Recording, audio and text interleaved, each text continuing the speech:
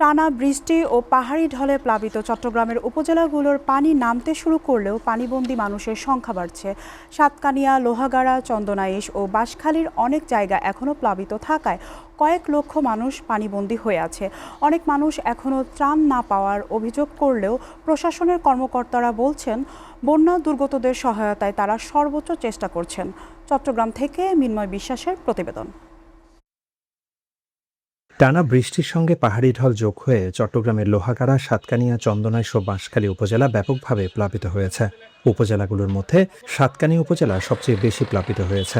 এই উপজেলার 17টি ইউনিয়ন ও একটি পৌরসভার প্রত্যেকটি গ্রাম প্লাবিত হয়েছে। অন্যদিকে বৃষ্টি ও নিম্নচাপের প্রভাবে বন্যা দেখা দিয়েছে বোয়ালখালী, হাটহাজারী ও ফটিকছড়ি উপজেলাতে।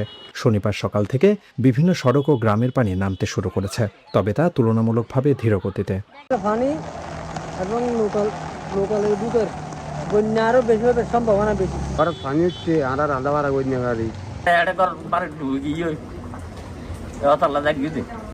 কিছু গ্রামে ও সড়কে পানি নামতে শুরু করায় মানুষ পায়ে হেঁটে ও ভ্যানে চলাচল করতে পারছে। তবে অনেক এলাকায় মানুষের চলাচলের অন্যতম বাহন হয়ে উঠেছে নৌকা।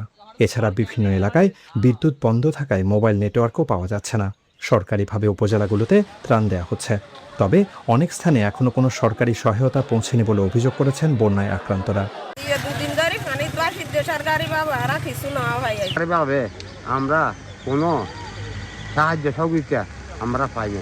বন্যা কবলিত এলাকার ত্রাণ সামগ্রীর পর্যাপ্ততা নিশ্চিত করতে সকল পদক্ষেপ গ্রহণ করা হচ্ছে বলে জানিয়েছেন চট্টগ্রামে জেলা প্রশাসক।